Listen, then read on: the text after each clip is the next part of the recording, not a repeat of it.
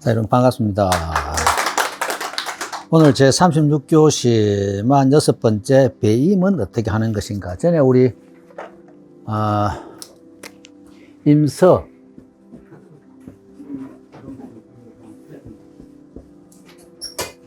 임서가 우리 세 단계 있다고 그랬습니다. 첫째는 형님, 두 번째는 의임, 세 번째 배임이라고 그랬습니다. 자, 첫 번째는 형태, 생긴 모양이 아니고 그 핵 하나하나의 형태에 따라서 붓을 어떻게 운필해서 이 모양을 내느냐. 그것이 모양 아닙니다. 모양 아니고 핵 하나하나마다 붓을 어떻게 운필해야 그 모양을 내는 그게 형님입니다. 이 잘 아셔야 돼요. 의임은 이 쓴 사람의 의도, 그러니까 이제 그 쓴 사람의 뭐 결국 같으면 이제 뭐 운필 같으면 그 핵 하나하나고 결국 같으면은 형태가 어떻게 생겼는지 그 형태미라고 봐야 되겠죠. 그것을 어떻게 또 이 사람 어떤 마음으로 이걸 썼을까, 그거를 우리가 파악해내는 것이고, 배임이란 것은 오늘 우리가 배임을 어떻게 하는 여기하고 저하고는 조금 이 차이가 있습니다. 제가 주장하는 배임은 여기서는 그냥 암기해서 쓴다는 얘기로 나오는데, 저는 이거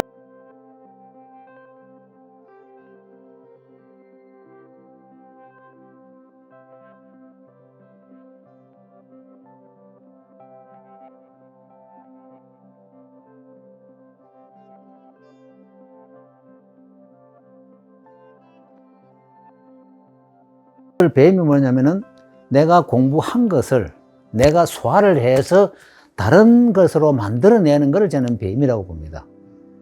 우리가 정 말해서 음식 먹으면은 소화하고 나오면은 대변 나오면 딴 게 나오잖아요. 그것이 하나의 배임으로 보면 되는 거예요. 그래서 내가 공부를 해서 그거를 소화를 해서 나는 내 자기대로 다른 형태는 다른 의도대로 쓰는 것을 저는 배임이라고 봅니다. 그런데 여기서는 제가 이러 보니까 저하고 조금 이 의도 안 맞더라고요. 그렇지만 우리가 책을 우리가 이제 그 공부하는 입장에 그대로 일단 보고 여러분들한테 또 다시 설명하도록 하겠습니다. 46번째, 배임은 어떻게 하는 것인가? 배임이란 법첩을 펼쳐놓고 이것을 암기에 의거하여 쓰는 것을 말한다.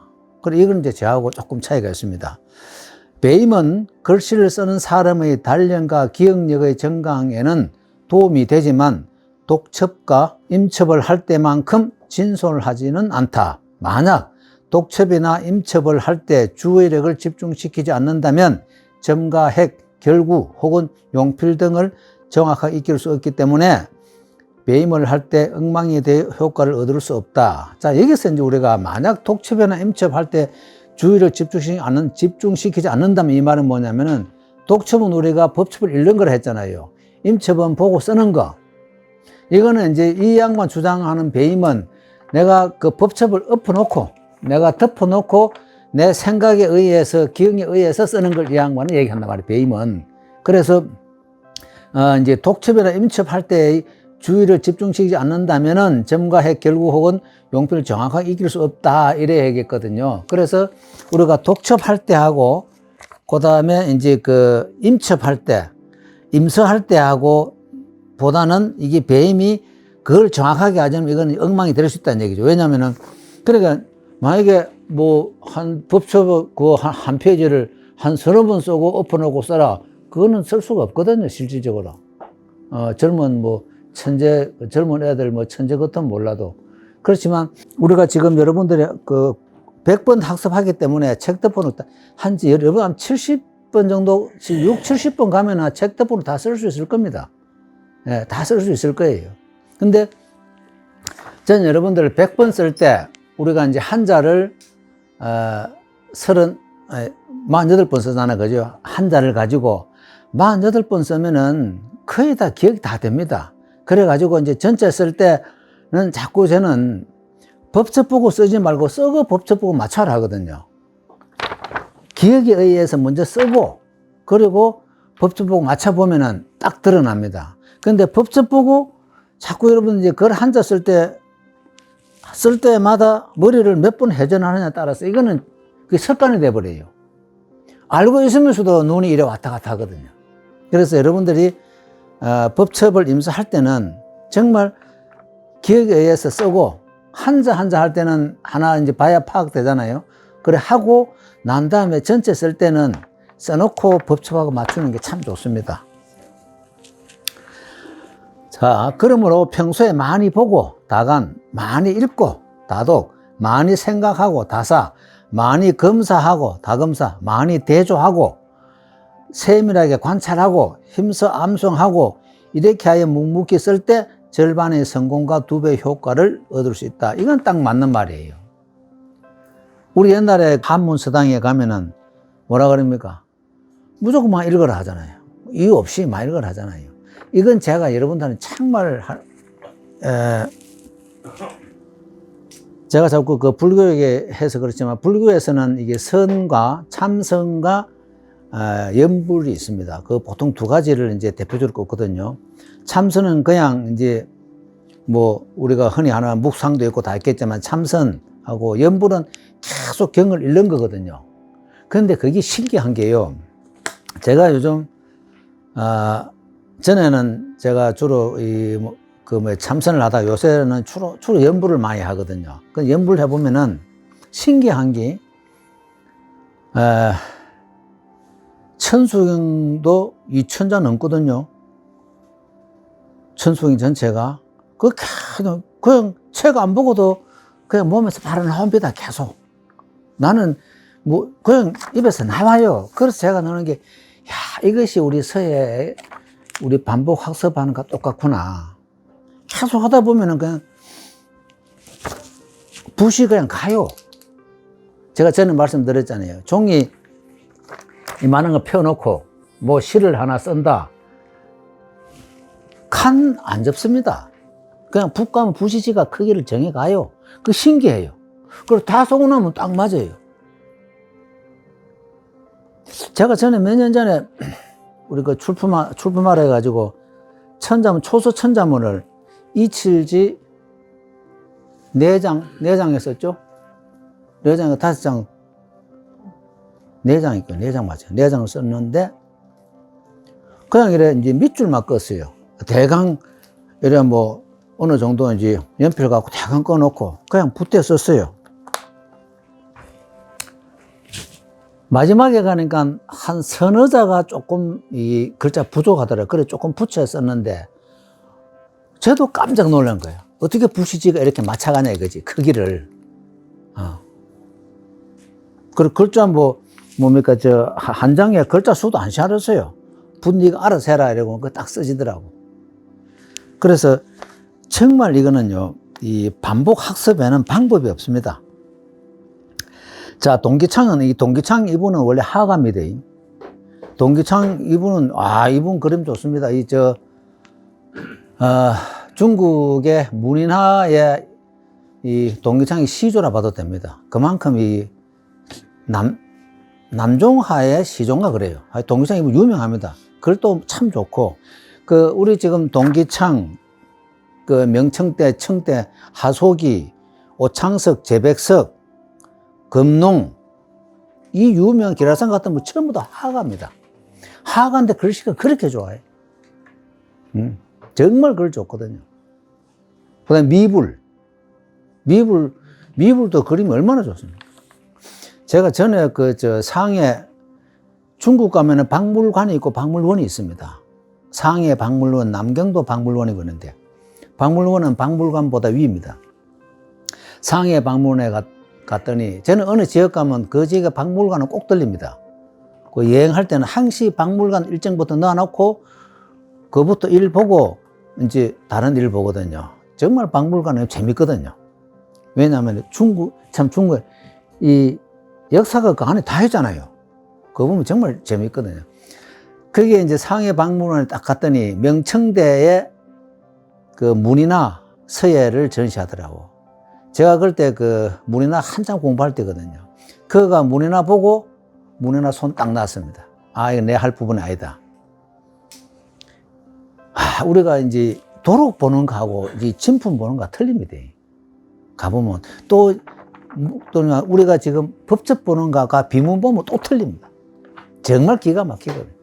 그거 이제 상해 박물원에 가서 문 하나 딱 보고, 아, 오늘부터 내 문 하나 손 뗀다 하고 막 문 하나 손 딱 놨습니다. 글씨나 실컷 쓰자.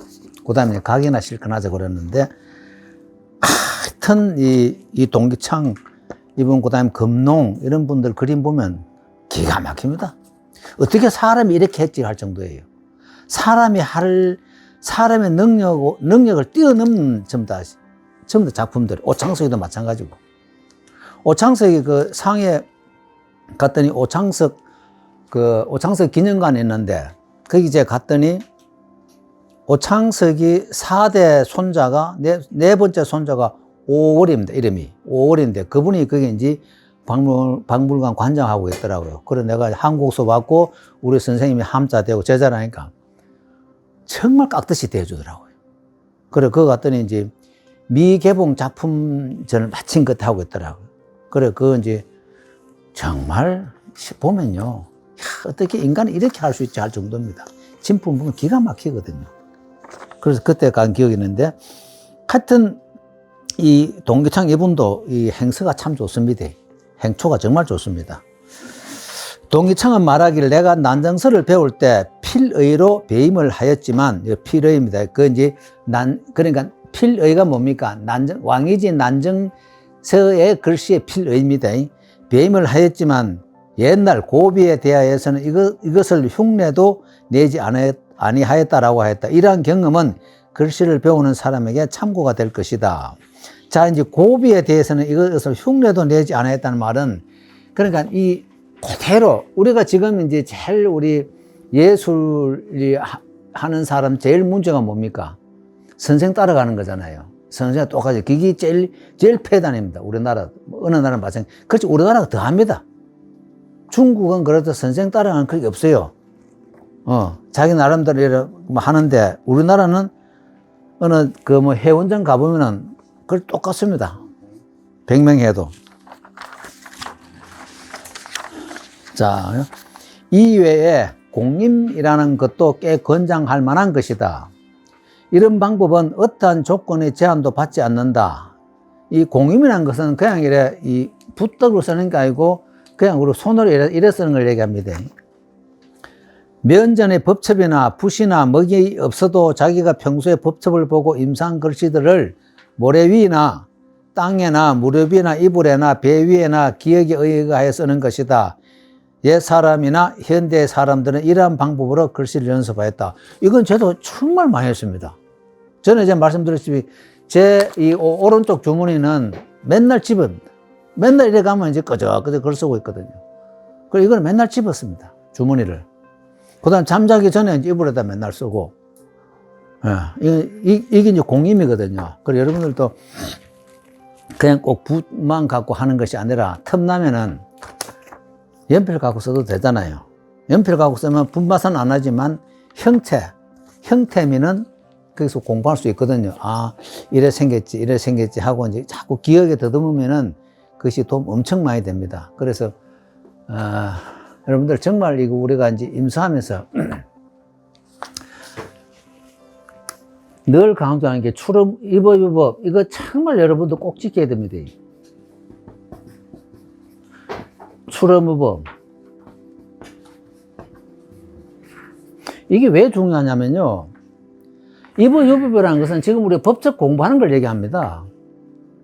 입법유법이 법적 공부하는 것이고, 출엄의법이라는 것은 작품할 때는 제발 구속되지 말라는 얘기예요.